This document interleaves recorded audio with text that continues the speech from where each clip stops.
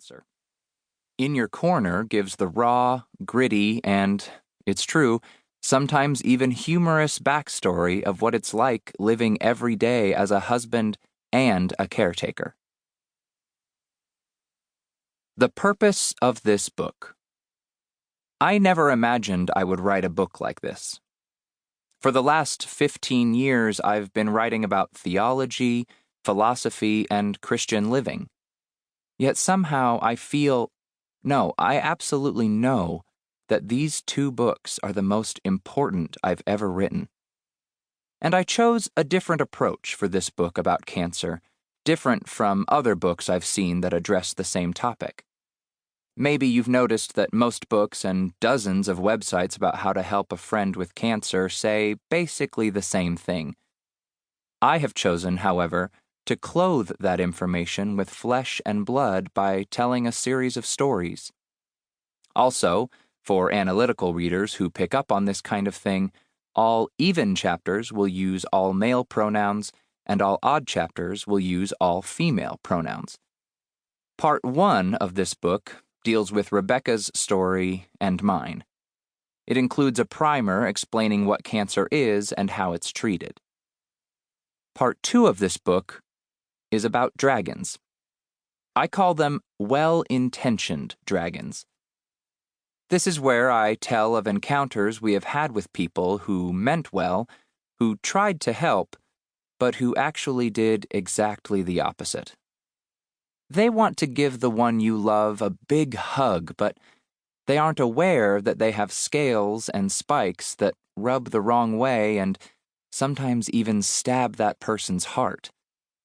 None of us wants to be a dragon. Closing the book is part 3, and it goes into how you can truly help your loved one with cancer. Those pages will help you know what to do and what to say. It will help you learn to be a cancer angel. The final chapter is chock full of practical ideas that you and I can do to support and help the one we love. If you're reading this book, then you're probably already a cancer angel, or at least well on your way to being one. You are a good friend. You are a valuable friend. You are a much-needed friend. And your loved one who has cancer is blessed to have you in his or her life. So, let's get moving so that we can officially get you those wings. You can do this. Chapter 1. Rebekah's Story. I, Joel, take you, Rebekah, to be my wedded wife, to have and to hold from this day forward, for better or for worse, for richer or for poorer, in sickness and in health, to love and to cherish, till death do us part. I said those words on August 23rd, 2014, as we stood outdoors in beautiful Ashland, Oregon. I was 36 years old and Rebekah, 26. It was one of the best days of our lives.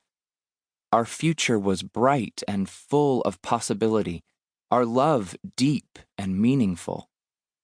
3 years earlier, both of us had been through a heart-wrenching trial, she in Ashland and me in Orange County, California. That all lay behind us now. Rebekah's story. Rebekah grew up in both Oregon and the San Francisco Bay Area. During her freshman year of high school, she moved with her family back to Ashland. Her dad passed away when she was 12 years old. She is the 4th of 5 siblings, and she is quiet, shy, and intelligent. Because of the large age gap between Rebekah and her 2 older siblings, she has nieces and nephews who are close to her age. Rebekah's parents had a son and a daughter early in their marriage. Her dad struggled with mental illness and substance abuse issues, which led to them separating. Years later, they got back together and had 3 more kids, another son, and 2 more girls. Rebekah was the 4th. Rebekah grew up surrounded by